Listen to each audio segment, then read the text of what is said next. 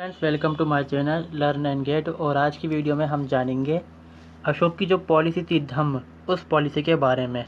Last video में हमने देखा था एडमिनिस्ट्रेटिव सिस्टम जो अशोक या फिर हम कह सकते हैं मौर्यन एम्पायर का था, जो चंद्रगुप्त मौर्य ने स्टार्ट करा था, वो आखिर तक टाइम तक जैसे अशोक के टाइम में भी वही रहा था। तो इसमें हम देखते हैं कि जो अशोक की पॉलिसी धम्म की, उसके बारे में कि अशोक की धम्म की पॉलिसी क्या थी। The word dhamma derive from the Sanskrit word Dharma.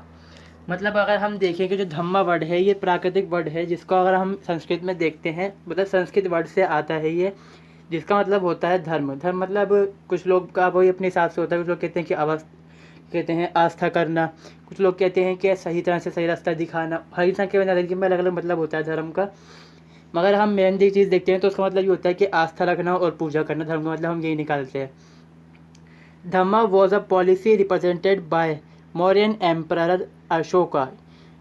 Dhamma was not a particular religious faith or practice or an arbitrary formulated royal policy। यानी कि हम देखें कि एक पॉलिसी की तरह अशोक ने धम्म को मतलब लोगों के सामने रखा। ना तो ये कोई ऐसा कोई सिस्टम था कि ये जो रिलीजियस को मतलब धर्म बनाया अशोक ने नया, ये ना कोई प्रैक्टिस थी, ना ही कोई उनकी तरफ मतलब थोपा गया था लोगों के ऊपर। ये एक तरह से पॉलिसी थी जो अशोक ने बताई थी। It was not defined in term of rule regulation, मतलब ना तो रूल रेगुलेशन नहीं है।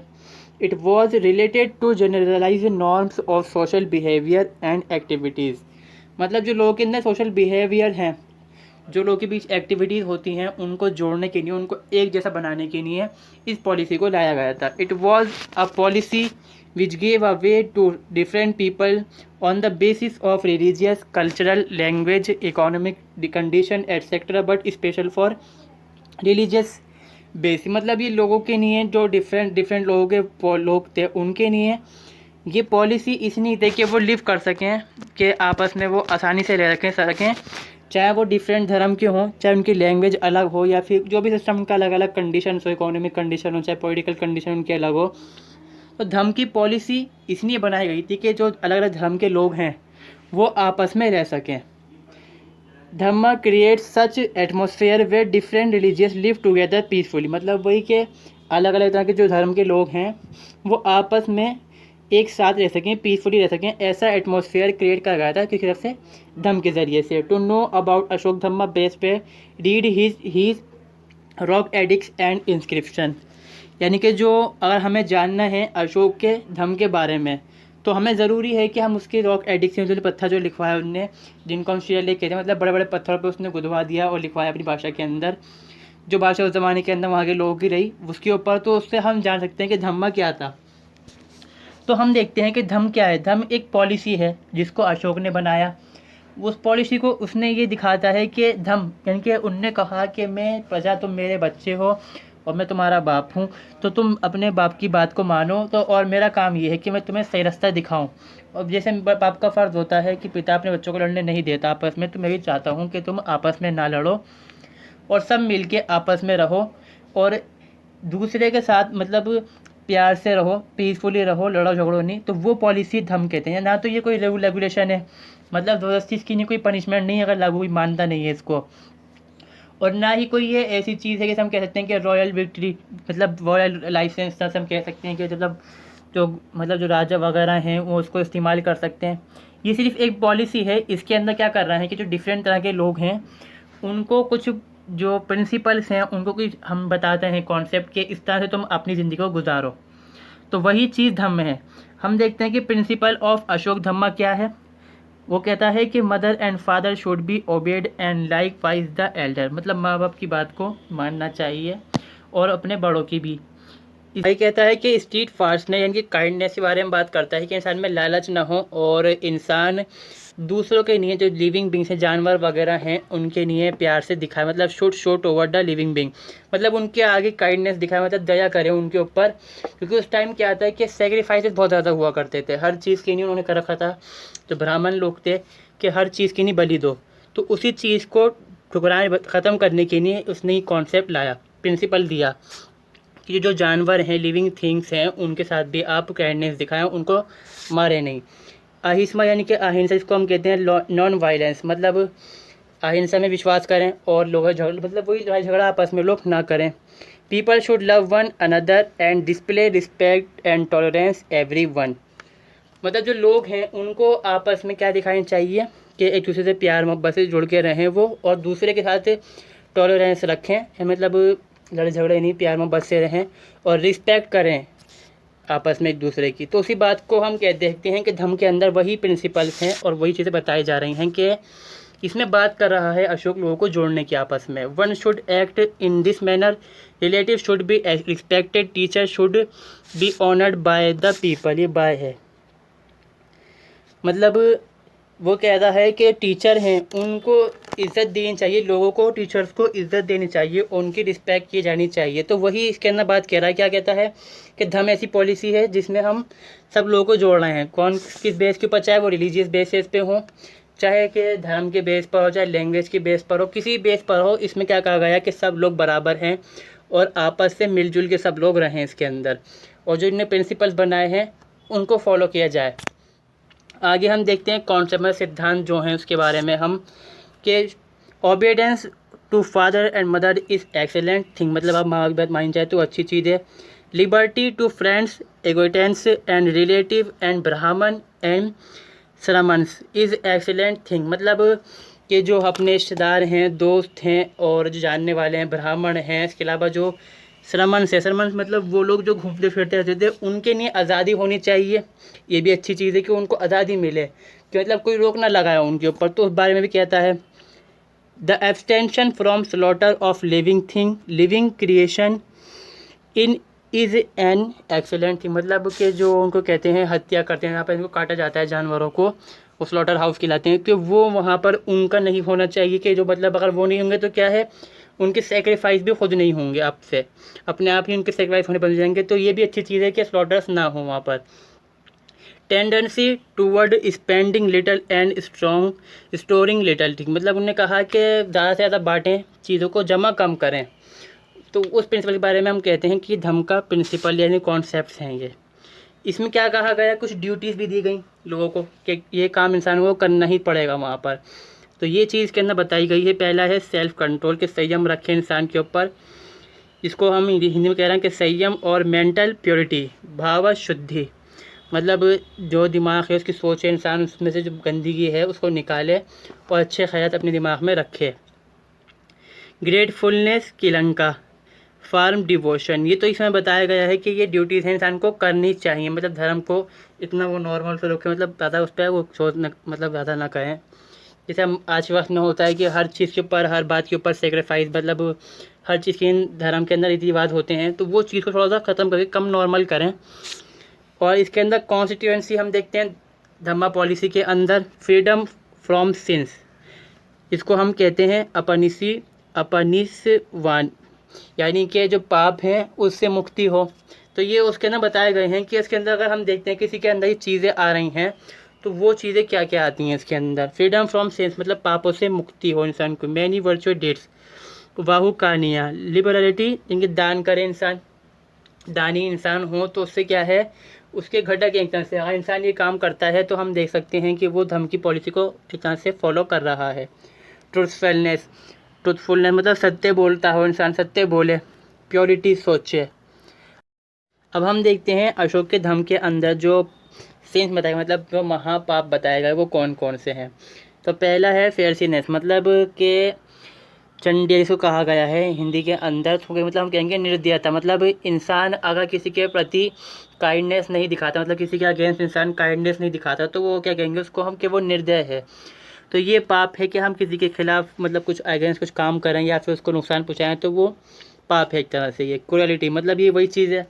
फिर इंसान के बारे में दोबारा से उसकी को कहते हैं कि गुस्सा करना भी एक तरह से पाप है। और प्राइड, मतलब अपने ऊपर फ़ख्र करे इंसान, अपने को घमंड करे, तो ये भी एक महापाप है। और दूसरे जलन जिसको हम कहा गया है ईर्ष्या, तो ये भी महापाप बताए गए हैं जो अशोक का धम्मा है उसके अंदर। तो आगे हम देखते हैं कि जो ज़रूरत क्या पड़ती है अशोक को धम्म की बनाने की पॉलिसी की। Ashok through his policy of Dhamma sought to resolve some of the religious, socio economic and political tension within the society, मतलब हम यहाँ देखते हैं कि अशोक ने अपनी पॉलिसी के ज़रिए क्या करना चाह रहा है। अशोक उसके वो इसलिए इस्तेमाल कर रहा है ये पॉलिसी को कि जो उसके जो सोसाइटी है, जो उसका एम्पायर है, उसके अंदर कुछ प्रॉब्लम्स आएँ। अब प्रॉब्लम्स क्या आती हैं? प्रॉब्लम ये आती हैं कि वहाँ पर हर तरह के लोग हैं। ब्राह्मण तरह के पहले हम देखते हैं कि जब पहले छोटा सा था मगध क्या था? पहले महाजनपद था। अब मगध महाजनपद से क्या बन चुका है? एक एम्पायर बन चुका है, जिस पे आज के वक्त में मौर्य राज कर रहे हैं। इस टाइम के अंदर इसमें हम बात कर रहे हैं अशोक के बारे में। तो वहाँ पर क्या है कि हर तरह के धर्म के लोग हैं, उसमें अलग अलग सेक्ट्स रहते हैं। मतलब कि जो जिन्हें हम आजीवक हैं, जैन हैं, या फिर हम कह सकते हैं कि ब्राह्मण और बुद्धिस्ट हैं। तो ये अलग तरह के लोग रह रहे हैं, तो इनके बीच कॉन्फ्लिक्ट होने लग जाता था वहाँ पर, क्योंकि हर जगह हर इन धर्म के लोग कहते थे कि मैं बेहतर हूँ, बौद्धिस्ट कह रहे हैं कि हम बेहतर हैं, ब्राह्मण बुरे हैं, और जो जैन है वो कह रहे हैं कि बौद्धिस्ट भी बुरे हैं, हिंदू जो हैं ब्राह्मण है वो भी बुरे हैं, और हम बेहतर हैं, और अजीवक भी सबकी बुराई कर रहे हैं। मतलब सभी दूसरे की बुराई करने पे लगे हुए हैं। तो इस चीज़ के बीच इनके बीच लड़ाई ना हो जाए, कॉन्फ्लिक्ट ना हो जाए, तो इसके लिए अशोक एक पॉलिसी लेकर आते हैं, इसको हम कहते हैं धम्म की पॉलिसी। वो इसमें ऐसे प्रिंसिपल लेकर आता है कि जो सब धर्म जो हैं सबके अंदर हैं मिले जुले, मतलब जो अच्छी चीज़ें उन्होंने निकाली धर्म से वो निकालनी, तो उसमें पहले क्या कहता है सब मिलजुल के रहें। तो इससे क्या फ़ायदा हो रहा है कि उस पॉलिसी को लोग मानना है, और इससे क्या है कि जो कॉन्फ्लिक्ट होने का खतरा था उसके एम्पायर के अंदर वो ख़त्म हो जाता है। दूसरा है the Maurya imperial system had become compels by the time of Ashok. मतलब अशोक के टाइम के अंदर हम देखते हैं कि सिस्टम जो है मजबूत तो हो चुका था, मगर उसके अंदर कुछ मुश्किलें आ चुकी थी। क्योंकि वहाँ पर सिस्टम क्या था, जब हम जानते हैं कि पहले तो मगध महाजनपद था, मगर मगध ने कंट्रोल सारे में करा, तो जो उसमें जो छोटे छोटे महाजनपद थे, जो कुछ महाजनपद ऐसे भी थे, जैसे मैंने वीडियो बताई थी उसमें बताया था मैंने मौर्य एडमिनिस्ट्रेशन के बारे में, कि कुछ प्रोविंस ऐसे थे जिन्होंने हम स्वीकार कर लिया, जो एक्सेप्ट करते हैं कि तुम हमारे बड़े हो, मतलब उन्होंने कहा था कि आप सम्राट हैं और मैं राजा हूँ, तो मैं आपके अंडर चलाऊँगा सरकार। तो अगर वो इन चीज़ को नहीं मानता, क्योंकि सिस्टम बन चुका है, अगर वो कहता है कि वो कुचलता सबको, अगर वो चाहता है कि जो कौरसी पावर को इस्तेमाल करता है, अपनी दमनकारी शक्तियों का इस्तेमाल करता राजा जो अशोक था, जो दूसरे महाजनपद जो उसके मान चुके थे अपना राजा उसको, तो ऐसा माहौल बन सकता था कि वो इसके खिलाफ क्या कर डालते, रिबेल करते, मतलब विद्रोह कर डालते। तो उस चीज़ को भी ख़त्म करने के लिए अशोक ने सिस्टम निकाला कि धम्म की पॉलिसी ले आओ, जिससे जो लोग हैं वो आपस में मिलजुल के रहें। और जो कठिनाई है मेरे सिस्टम से, मतलब मुश्किल हो चुका है, कॉम्प्लेक्स मतलब मुश्किल हावी काफ़ी मतलब हार्ड सिस्टम है वहाँ का, तो उसको सॉल्व करने के लिए अशोक ने धम्म की पॉलिसी लेकर आता है Ashok. The ideology conflict between the वैदिक ब्राह्मण and the followers of newly born Protestant sect, जैसे देखा इसमें आ गया जैन, बुद्धिस्ट और अजीविक। मतलब इनके जो नज़रिया है, जो आइडियोलॉजीज़ हैं, इनके बीच कॉन्फ्लिक्ट होता है। हर दूसरा मतलब जो सेक्ट जो धर्म है वो दूसरे को बुरा कह रहा है, तो उनके बीच की लड़ाई ख़त्म करने के लिए अशोक लेके आता है एक धर्म खास, अपना धर्म लेकर आता है कि जो सब धर्म में से मिला है, कहता है कि तुम सब धर्म वाले बराबर हो और सब मिलजुल के रहो। तो वो चीज़ चाहने के लिए अशोक धर्म की पॉलिसी लाता है। कुछ हिस्टोरियन मानते हैं कि जो अशोक की धर्म की पॉलिसी थी वो जो बुद्ध धर्म था उससे थी, पर ये अलग है। बौद्ध धर्म के अंदर ही बौद्ध धम्मा है एक सिस्टम, मगर जो हम देखते हैं अशोक का जो धर्म है वो इस तरह से नहीं है। वो क्या चाह रहा है, जो कॉन्फ्लिक्ट है उसकी एम्पायर के जो लड़ाई झगड़े हो सकते हैं उसको दबाने के लिए वो लेकर आता है धम्म की पॉलिसी को। आर्मी उसके पास है, पर आर्मी का इस्तेमाल वो नहीं कर रहा, क्योंकि वो जानता है अगर मैंने ज़बरदस्ती पावर से लोगों को कुचला अपने, तो कॉन्फ्लिक्ट और ज़्यादा बढ़ेंगे, फिर लोग रिबेल करेंगे मेरे खिलाफ। There were many areas within the empire which were untouched by Brahmin sect system and the Herodotus sect। Herodotus मतलब यानी कि वो सेक्ट जिसे हम देखते हैं बौद्ध धर्म है, जैन धर्म और ये जो आजीवक हैं, उस टाइम तो ये सेक्ट थे, बाद में धर्म बन चुके थे ये। क्योंकि इसमें हम देखते हैं कि इंडिया का एरिया बहुत बड़ा है, पर सारे में तो ये सेक्ट फैले हुए थे, तो सारे में धर्म तो फैला हुआ नहीं था। कुछ लोग वहाँ पर ऐसे भी थे जो आदिवासी थे, ना तो वो ब्राह्मण धर्म को मानते थे, ना जैन, ना आजीवक, ना किसी को। तो इन लोगों के बीच कंपटीशन भी था इस चीज़ को लेकर कि हम अपने फॉलोवर्स को कौन ज़्यादा बढ़ा सकता है। तो इस चीज़ को ख़त्म करने के लिए भी इसने धम्म की पॉलिसी लेकर आता है Ashok. Rather than adopting the force to maintain diverse and complex society, Ashoka preferred to come out with a set of social norm which should be acceptable to all. मतलब उसे पता है कि पावर तो उसके पास है, लेकिन जो जानते हैं कि बहुत बड़ी आर्मी थी अशोक की, क्योंकि इसने जब कलिंग पे हमला करा तो हम देखते हैं कि कई लाख लोग मर गए वहाँ पर। और कई लोग ज़ख्मी होते हैं। तो पता चलता है कि आर्मी बहुत बड़ी थी उसकी। हालांकि चाहते तो वो आर्मी को इस्तेमाल करता, तो उसने इस्तेमाल यूँ नहीं करा कि लोगों को प्यार से मनाया जाए तो लोग सही से मान जाएंगे। उनने कहा कि हाँ मेरे पास आर्मी है, अगर कोई मेरे खिलाफ़ विद्रोह करेगा तो मैं आर्मी का इस्तेमाल करूँगा। मतलब वो कह रहा है कि तरीक़े से बात को मान जाओ, और नहीं मानोगे तो मैं कुचल दूँगा फिर मैं अपनी आर्मी से। तो इसलिए वो इस्तेमाल करता है धमकी पॉलिसी, क्योंकि इसमें क्या है, आर्मी में ख़तरा है, क्योंकि बार बार आर्मी भेजोगे लोग मरते रहेंगे और बार बार विद्रोह होता रहेगा। तो इससे बढ़िया क्या है कि हम कोई ऐसी पॉलिसी लेकर आ जाएं जिससे सब लोग हमारे साथ रहकर राज़ी हो जाएं।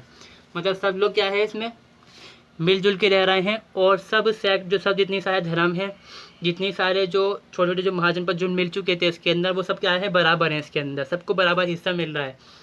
तो किसी को अशोक कुचल नहीं रहा, मतलब तरीके से उनको राज़ी कर रहा है अपने साथ रखने के लिए। The north is close contact with the Hellenic culture of Afghanistan and Iran. अब हम देखते हैं कि अफ़गानिस्तान ईरान का एरिया है, वहाँ पर क्या है कि दूसरा एम्पायर है, तो उसका भी इस पर इम्पैक्ट पड़ रहा है। मौर्यन एम्पायर के जो लोग हैं तो उन पे इम्पैक्ट पड़ सकता हो सकता है कि वहाँ के जो लोग हों, अशोक के जो एम्पायर के लोग हैं, वो समझते हों कि हम इनसे नीचे दर्जे के हैं, मतलब कि हमारा जो अशोक का एम्पायर है तो मानते हैं कि हम नीचे कास्ट के हैं, और ये लोग मानते हैं हम ऊँची कास्ट के हैं, तो हम क्यों ना इनको ज्वाइन कर लें। तो इससे बचाने के लिए भी अशोक ने कहा कि तुम सब जितनी सारे सेक्ट हैं सब बराबर है मेरे लिए। तो और जो धमकी पॉलिसी को फॉलो करना है, जिसमें वो बताता है कि भाई फ्रेंड्स में बताया मैंने पीछे आपको, वो सब। South was on the threshold of a creative empire experiencing mature Tamil culture. हाँ, तो साउथ के अंदर हम देखते हैं कि तमिल के अंदर जैसे चोल चेर पांडे देखे हमने के 4 जो छोटे छोटे से राष्ट्र बन के आ रहे हैं सामने, तो उनसे भी हो सकता है कि लोग उनमें ज्वाइन हो जाएं।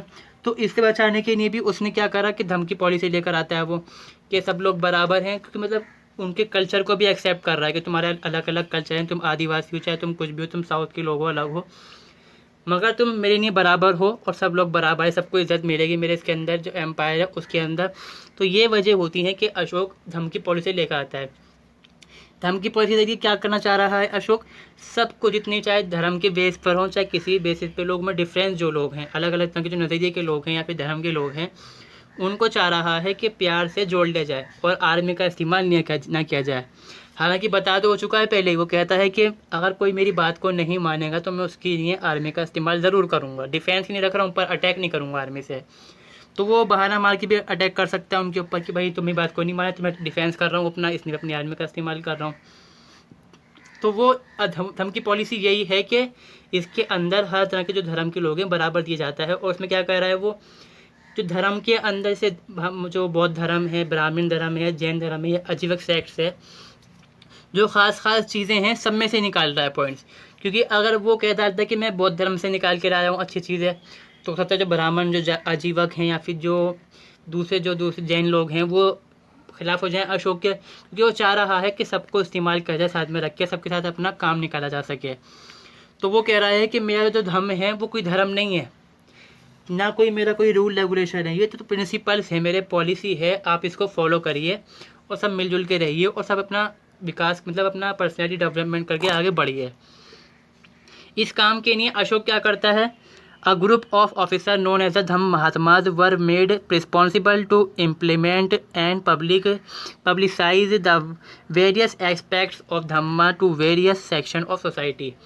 मतलब इस काम के लिए अशोक क्या कर रहा है, पहला तो कुछ ऑफिसर्स को उन्हें अपॉइंट करता है। वो क्या कहता है, उनको कहा जाता है धम्म महात्मा मतलब महात्माते ही बोलते हैं इसको, महामात्रास भी बोलते हैं। तो वो लोग क्या है कि जो अशोक के अलग अलग एरिए हैं जो एम्पायर के, वहाँ जाते हैं और अशोक के जो मैजिस्ट्रेट हैं उनको बताते हैं, और बार बार मतलब ऐसा ही नहीं कि एक बार जाए, बार बार जाते हैं और समझाते हैं कि आप मिलजुल के रहिए, सब धर्म बराबर हैं, घर वालों की इज़्ज़त करिए, जानवरों को मत मारिए। मतलब क्या है कि वो जानता है अशोक लोगों के पटाए मतलब प्यार से समझाया जा सके, लोगों को इज्जत से उनको अपने पक्ष में कर रहा है वो। He scripted his message on Big Rock, which is known as Ashoka Rock Edict. It is 13 in number today and spread all over India. इसके अलावा क्या करता है वो कि बड़े बड़े जो पत्थर हैं, रॉक हैं, उनका इस्तेमाल करता है और उनके ऊपर स्क्रिप्टेड करवा डालता है उन चीज़ों को कि लोग वो पढ़ सकें। उसके लिए इस्तेमाल करता है प्राकृत लैंग्वेज का। ख़ासकर अपने जो इनका मगध का एरिया है वहाँ पर ये प्राकृत का इस्तेमाल कर रहे हैं, जो बिहार वाला का एरिया मगधी का इस्तेमाल कर रहे हैं वहाँ पर ये। और अगर हम देखते हैं अफ़गानिस्तान के साइड पर तो वहाँ पर ये करते हैं ग्रीक भाषा का यूज़। और अगर साउथ में देखते हैं तो वहाँ तमिल का इस्तेमाल कर रहे हैं, मतलब उस लैंग्वेज का इस्तेमाल कर रहे हैं कि जो वहाँ के लोकल लोग हैं, जो लोकल पॉपुलेशन है उनकी लैंग्वेज है, कि वो लोग उसको पढ़ के समझ सकें आसानी से। तो आई होप दोस्तों आप समझ चुके होंगे कि आजकल की धमकी पॉलिसी क्या है। इस वीडियो के अंदर बस इतना ही। दूसरी वीडियो देखने के लिए चैनल को जरूर सब्सक्राइब करें और डिस्क्रिप्शन में मैंने दूसरी वीडियोज़ के लिंक दे रखे हैं। So thank you for watching my video.